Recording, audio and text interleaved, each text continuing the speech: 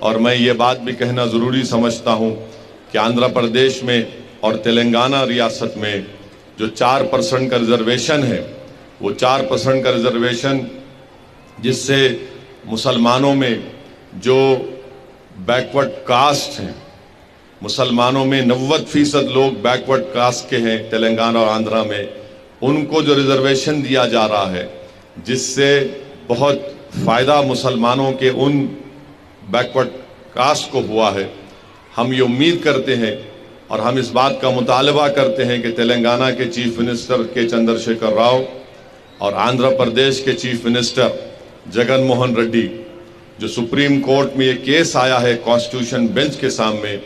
وہ بہترین سے بہترین لیگل ٹیم کو تیار کریں گے اور اس کا دفاع کریں گے، اور ان کی پوری کوشش ہونی چاہیے کہ ہم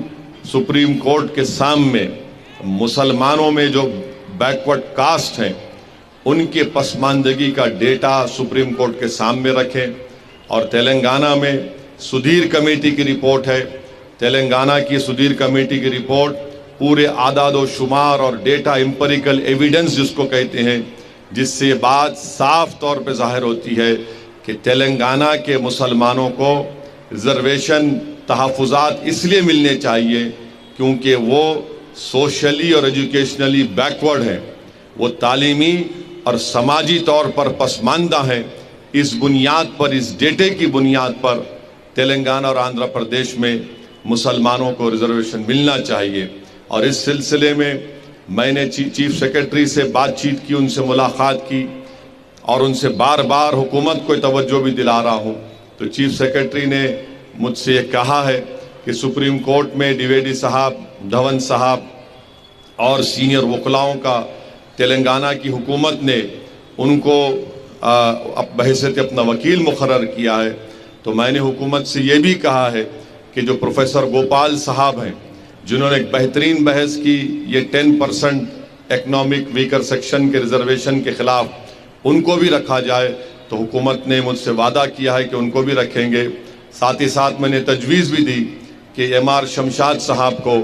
اور نظام پاشا صاحب کو اس لیگل ٹیم کا حصہ بنایا جائے، کیونکہ اگر ہم اپنی طاقتور لیگل ٹیم نہیں بنائیں گے تو خدا نخواستہ ایسا نہ ہو کہ ہم یہ 4% تحفظات سے خدا نخواستہ ہم اس کو کھو دیں۔ تو اس لیے بہت ضروری ہے کہ تلنگانہ کی حکومت، تلنگانہ کے چیف منسٹر اور آندھرا کے چیف منسٹر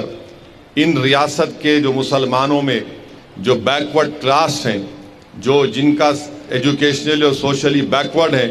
ان کے لیے پوری کوششیں کرنا ہے۔ ہم بھی حکومت پر دباؤ ڈال رہے ہیں، ہم بھی حکومت سے نمائندگی کر رہے ہیں کہ آپ اس کیس میں بہترین اس کا دفاع کریے اور تلنگانہ کے مسلمانوں میں جو بیکورڈ کاسٹ ہیں ان کو جو 4% تحفظات مل رہا ہے، جس سے ہم دیکھ رہے ہیں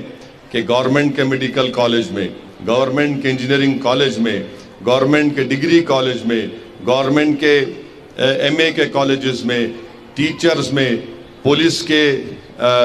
ریکروٹمنٹ میں، ٹیچرز کے ریکروٹمنٹ میں یہ 4% ریزرویشن کی وجہ سے، تحفظات کی وجہ سے مسلمانوں کا ریپرزنٹیشن بڑھا ہے۔ ہماری لڑائی کیا لڑائی ہے؟ ہماری لڑائی ریپرزنٹیشن کی لڑائی ہے کہ اگر 10 لوگ ہیں تو اس میں ہماری کتنا ریپرزنٹیشن ہے، ہماری کتنی نمائندگی ہے۔ یہ لڑائی مجلس اتحاد المسلمین کی ہے۔ ہم اپنا حصہ چاہتے ہیں، ہم اپنا حصہ لے کر رہیں گے انشاءاللہ تعالی۔ یہ لڑائی مجلس کی ہے اور یہ لڑائی کا آغاز مجلس اتحاد المسلمین، جو فخر ملت عبدالواحد اویسی نے مجلس اتحاد المسلمین بنائی تھی،